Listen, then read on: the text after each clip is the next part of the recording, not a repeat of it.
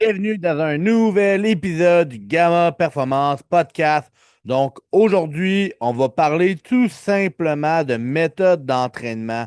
Je vais vous donner en fait les trois méthodes que j'aime le plus utiliser dans ma préparation physique avec les athlètes. C'est bon? Donc, euh, on va parler un peu de qu'est-ce que tu dois comprendre des trois méthodes que je vais utiliser, que je vais parler, comment l'appliquer un petit peu. Fait que ça va te donner une meilleure idée par rapport à ça.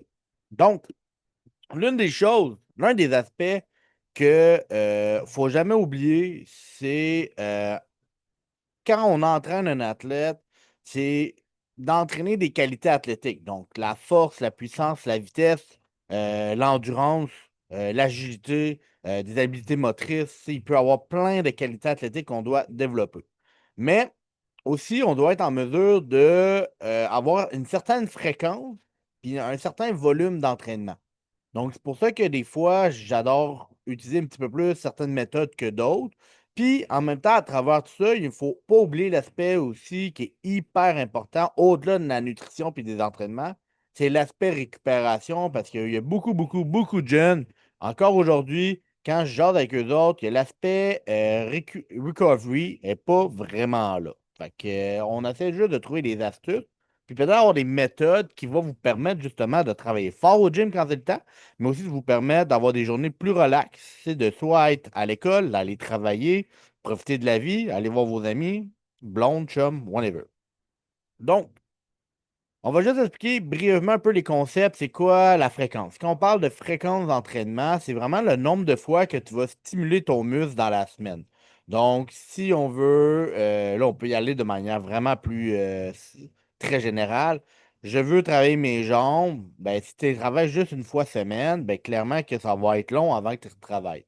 Fait que, tu sais, ça se peut qu'on les stimule 2 à 3 fois par semaine en fonction de chaque sport, chaque athlète, chaque individu. Fait que le but, c'est de faire de la fréquence. Fait que c'est comment qu'on va stimuler ton muscle dans la semaine. Le volume, c'est le nombre de répétitions que tu vas exécuter en fonction de ton muscle. Ça peut être un volume total d'une séance ou ça peut être aussi un volume total de la semaine. Donc, c'est sûr que si tu augmentes la fréquence, généralement, tu vas probablement augmenter ton volume. Puis si tu augmentes ton volume d'entraînement, mais un bon volume d'entraînement, pas juste faire des exercices pour en faire, avec une bonne intensité, mais clairement que ton corps va être capable de s'adapter, puis d'en prendre plus, puis il va sûrement aussi évoluer avec le temps. Mais encore là, ça peut varier de chaque athlète. On a compris fréquence-volume. Donc, on va y aller avec les étapes super simples. La méthode méthode première. Puis les trois méthodes que je parle, il n'y a pas d'ordre de priorité. C'est pas comme quand j'en parle numéro un, que c'est comme la meilleure méthode, là. C'est vraiment trois méthodes que moi, j'adore utiliser là, dans ma préparation physique. Donc, la première méthode, c'est le conjugate method. Donc, c'est inspiré de Westside Barbell. En fait, c'est Westside Barbell qui ont mis ça de l'avant avec Louis Simmons, qui était un ancien préparateur physique, un athlète en powerlifting et tout ça. Donc, ça fait des années que cette méthode-là existe. C'est sûr que souvent, le conjugate method, c'est vraiment plus un entraînement qu'on entend parler peut-être dans l'univers du powerlifting, mais Louis Simmons a amené les concepts aussi avec les athlètes pour la préparation physique. Donc, grosso modo, le conjugate method, c'est un split qui est upper-lower. Donc, c'est déjà là, on a une fréquence. Mais dans le split upper-lower, parce que tu vas t'entraîner 4 fois par semaine, tu vas avoir une journée où on va mettre un max effort day lower.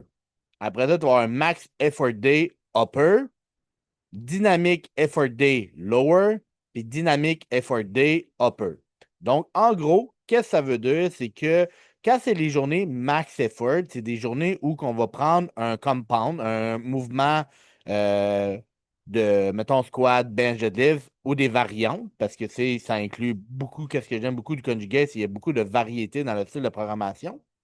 Donc, on fait un gros lift, puis le but, c'est vraiment de le travailler vraiment en force. Fait que, on veut amener l'athlète à être en mesure de prendre une charge puis lever lourd lors de la séance. Dans les journées dynamiques, fait que quand c'est des dynamiques effort day, L'objectif de ces séances-là, c'est pas de lever lourd, c'est de travailler un petit peu plus la puissance, la rapidité et l'exécution des mouvements. Donc, souvent, tu vas travailler soit en pourcentage, avec des pourcentages relativement un petit peu, peut-être un petit peu plus bas que normalement, mais on veut vraiment bouger la barre le plus rapidement possible, avec le plus d'intention possible, pour être en mesure de travailler, oui, des journées dans ta semaine sur ta force, mais des journées dans ta semaine plus sur la vitesse d'exécution. Par la suite, dans les entraînements, dans les concepts, qu'est-ce que j'aime bien, c'est que oui, majoritairement dans la méthode plus conjugate, il y a quand même beaucoup d'accessoires, il y a beaucoup de muscles, puis il y a beaucoup de séries à faire, mais encore là, on peut toujours l'adapter en fonction de chaque athlète. Donc, une fois que tu as fait ton lower, ben, c'est vraiment max effort day lower body. Fait que là, une fois qu'on a fait, exemple, gros squat, bon, on va venir travailler peut-être un petit peu plus des muscles qui sont secondaires, qui vont être hyper importants dans ta préparation physique. Donc, exemple, la chaîne postérieure avec les ischios, des RDL, des hip thrusts, des affaires de même. On peut incorporer ça. Et plus que la séance va avancer, plus on va descendre. En fait, on va augmenter le nombre de reps. Fait que au lieu de travailler plus en force en début, fait que, au début, on travaille plus en force, mais plus que la séance arrive, qu'avance, plus qu'on va travailler un petit peu plus l'endurance, puis on va augmenter le volume. Le pourquoi, c'est que on t'a commencé l'entraînement, c'est en force, ça a été très demandant, tu as moins d'énergie à la fin, fait qu'on veut diminuer un peu plus les risques de blessure. Donc, on va incorporer des mouvements qui sont un petit peu plus simples, qui vont plus être de la prévention et tout ça, mais qui te fait capable d'avoir une certaine, on va dire, pompe musculaire, mais un certain volume de capacité à travailler rendu plus sous seuil, sous fatigue. Dans les journées dynamiques, ça peut être le même principe au final. C'est juste que qu'est-ce qu'on veut créer, c'est un peu le même principe de l'adaptation que dans les max effort, c'est juste que ton début de l'entraînement va être différent. Aussi, dans les dynamiques effort, il peut y avoir aussi du GPP training. Un GPP training, c'est en fait des méthodes où que tu pourrais faire de la préparation générale. Fait que c'est pour un athlète, on peut aussi faire des, mettons, vers la fin, un genre de conditioning, un cardio. Fait que, faire des fameux walks, faire de la sled, faire du yoga, avoir un truc sur le dos, puis marcher, faire genre du conditioning un petit peu différemment que juste courir et sprinter. Donc, on veut mettre l'accent sur le corps, si on veut vraiment mettre l'accent sur tout l'ensemble du corps. Puis, ça, c'est les journées lower. Mais les journées upper, avec max effort day upper, puis dynamic effort day upper, ça va être le même principe. On va travailler un push, une variation mettons, d'un bench, un shoulder press, etc. Puis après ça, on va venir travailler les groupes musculaires qu'on veut développer avec l'athlète. Tout simplement ça.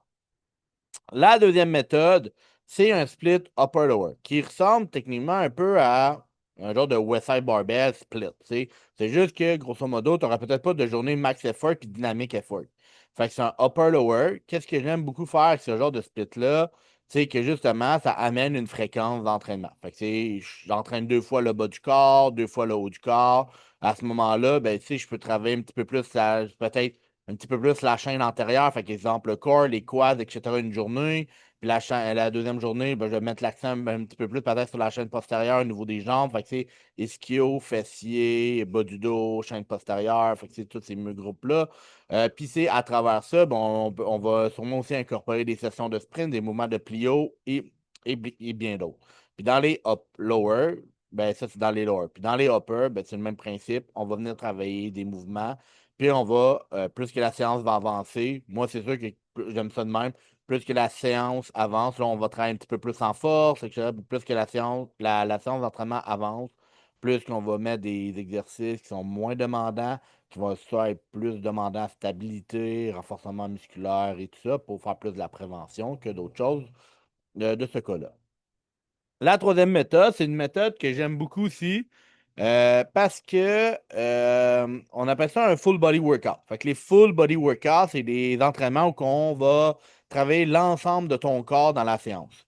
Je trouve que c'est très efficace pour les athlètes qui veulent s'entraîner durant une saison parce que si tu ne t'entraînes pas durant ta saison, tu ne t'entraînes pas durant ton camp de printemps, ben, c'est une erreur monumentale dans ta préparation physique.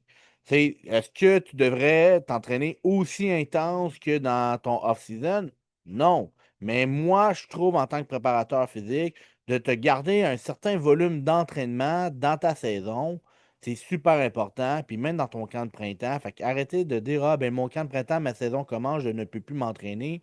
Non, mets du temps pour t'entraîner, mais le full body workout va être là pour toi au final. Fait que les full body workout, ça peut être 2 séances par semaine, 3 séances, puis tu sais, il y en a qui vont peut-être même plus aimer ça, ce style de méthode-là.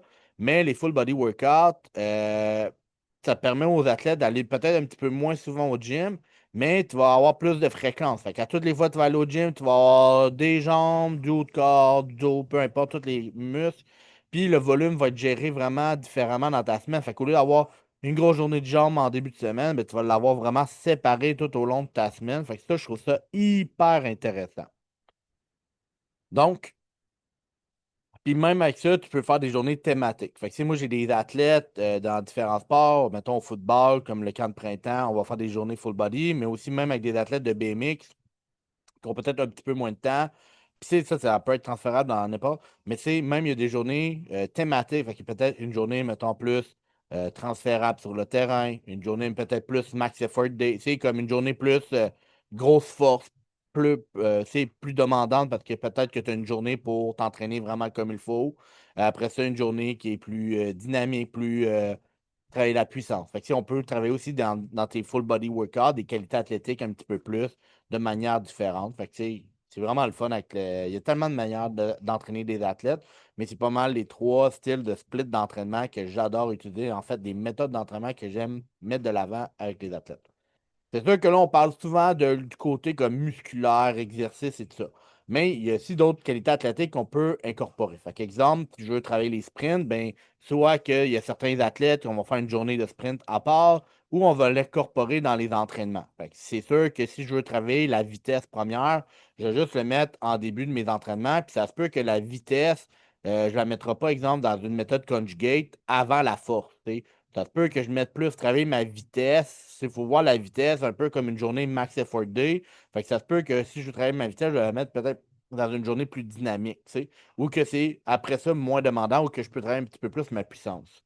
On peut travailler l'agilité, la coordination et tout ça, je pense, dans des formats de drill, soit vers la fin des entraînements, mais surtout peut-être que ce qui peut être devenir intéressant, c'est de faire de l'agilité et de la coordination et tout ça dans vos warm-up avant de commencer à faire votre séance d'entraînement.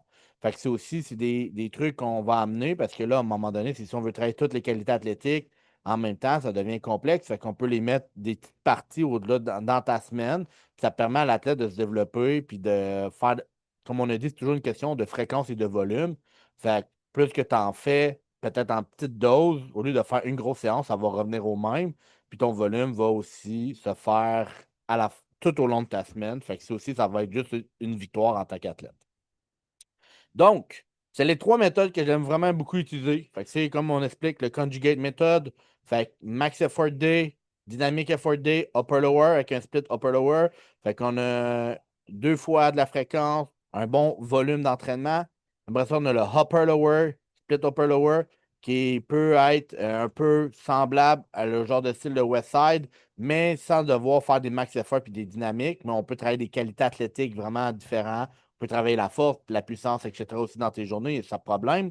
Le troisième méthode, c'est des full body workout. Fait que c'est peut-être pour les athlètes qui ont justement un peu moins de temps à ce moment-là de s'entraîner ou des gens qui aiment ça avoir peut-être plus souvent de la fréquence tout au long de la semaine pour le répartir. Donc, c'est des trois méthodes que j'adore utiliser. Si c'est des méthodes que ça te parle, que tu aimerais expérimenter, que tu aimerais ça, avoir une préparation avec ça, ben, écris-moi. Écris-moi sur les réseaux sociaux à Coach Pawi sur Instagram. Fait que Pawi, P-O-W-Y. Puis n'hésitez pas, si vous avez aimé ce podcast-là, likez, partagez. Puis juste à m'écrire si vous avez des questions. Je suis là pour vous autres. Sur ça, gang. Ciao, bonne journée, bon workout.